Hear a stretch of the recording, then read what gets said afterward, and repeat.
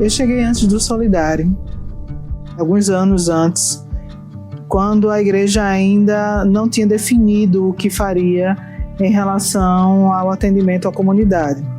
Quando eu cheguei, não tínhamos o pastor José Marcos.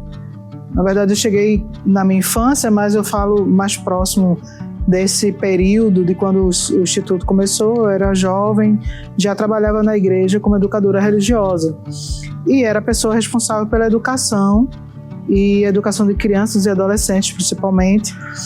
E quando houve a intenção de se começar um projeto, nos meus estudos, nas minhas leituras, naquilo que eu acreditava que era a educação, a gente já pensava numa educação para além de questões eclesiásticas, de coisas para a vida, né? A gente falava sobre depressão, sobre mercado de trabalho.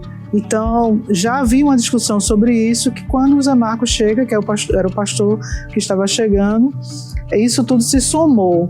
E aí a gente começou a pensar em um projeto que desse conta da vida toda, e não só para as questões eclesiásticas, relacionamento com Deus, enfim.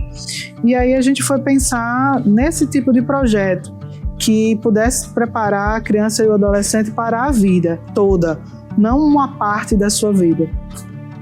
E aí eu continuo como educadora religiosa, mas assumo a função de coordenadora pedagógica desse projeto que se iniciava e poder dar o apoio para as questões do ensino-aprendizagem, de organização da vida, da rotina do projeto.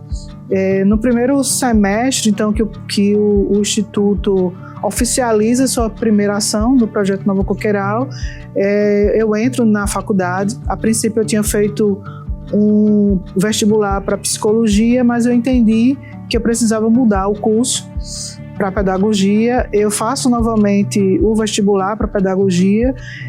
Já no segundo semestre que o projeto estava funcionando, eu consigo entrar na faculdade.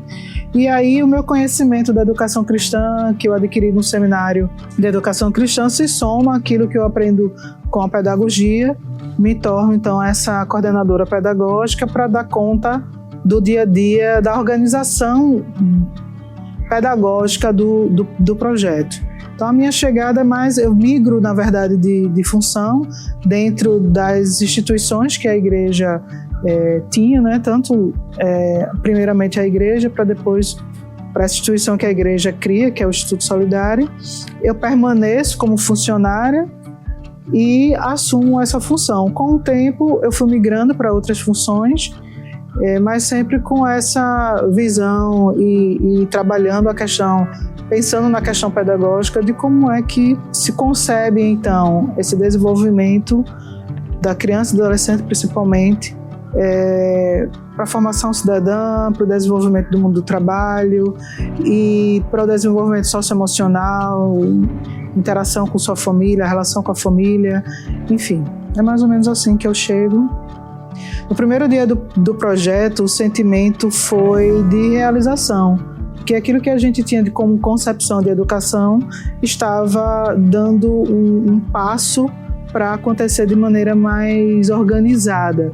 A igreja sempre teve um pensamento de que o evangelho chega para o homem todo, o homem completo, para todas as áreas de sua vida, mas ter um projeto funcionando da forma que ele estava sendo concebido é a realização disso, né? De que de fato a gente entraria em outras portas na vida e conseguiria transformar outras áreas da vida da pessoa, daqueles participantes, de suas famílias.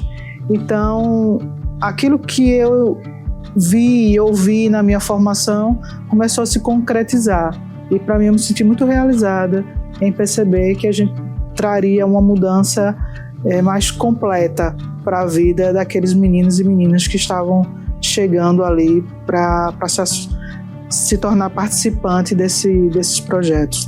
principal desafio da minha profissão, da minha atividade dentro do Instituto é inovar, é pensar fora da caixa, é pensar aquilo que vai fazer com que o participante se envolva naquilo que a gente oferece.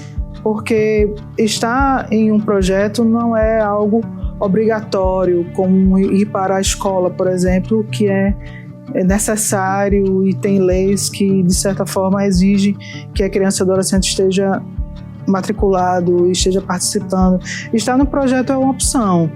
E como convencer a criança, o adolescente, sua família, de que, de fato, o Instituto poderia beneficiá-lo, trazer uma perspectiva diferente, complementar aquilo que tanto a família como a escola fazia. Então, o maior desafio para mim, é tentar estar um passo à frente, entendendo o que é que está acontecendo de desenvolvimento, da forma de aprender, das expectativas que as pessoas têm, de como chegar no adolescente, como chegar na criança, motivá-la a querer aprender, a querer se transformar, a querer mudar, a querer melhorar e traduzir isso em um plano de aula, em um treinamento, para que o educador esteja preparado para trazer essa transformação, né? Não basta só a criança e o adolescente vir, querer estar, mas importa que o que vai ser oferecido seja eficiente para o período de vida que ele está vivendo.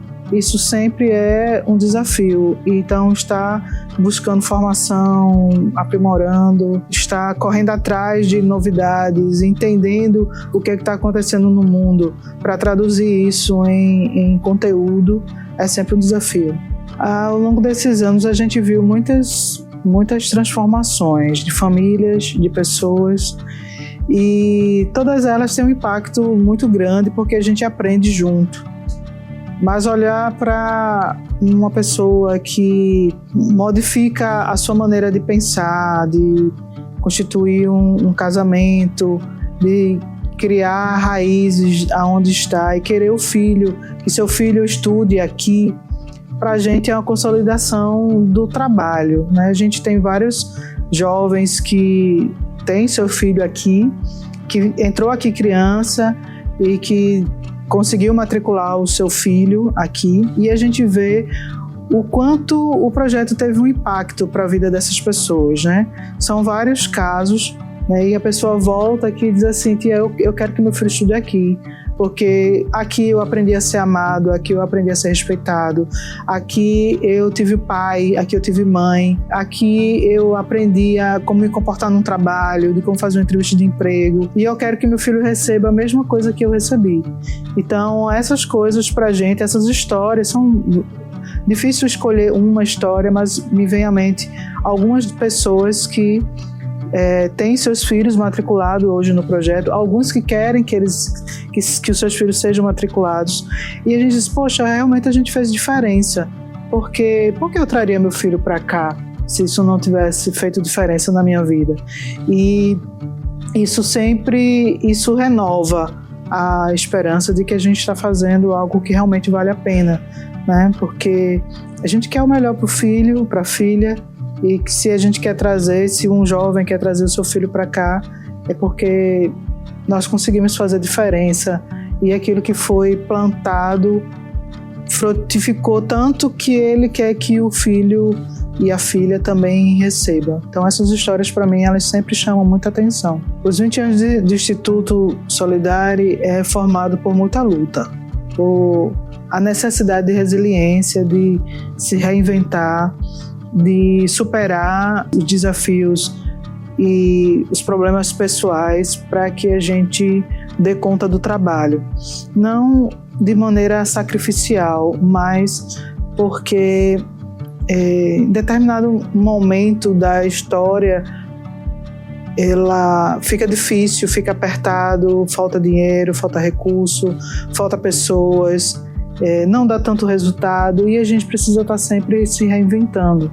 A história do Instituto é formada assim, se mistura com as histórias pessoais de quem trabalha aqui, e acredito que quem um dia vier a trabalhar aqui também vai viver essas coisas, né? E a gente aprende com isso, mas é uma história de resiliência, de que é possível a gente fazer, é possível a gente conquistar, é possível a gente alcançar, é possível a gente transformar, mas a gente precisa lembrar sempre que é algo que a gente não pode parar. Se a gente parar, a gente não chega, a gente não alcança, não consegue. E a história do Instituto é marcada por essas coisas, por essa luta em acreditar, né? A constância de continuar fazendo.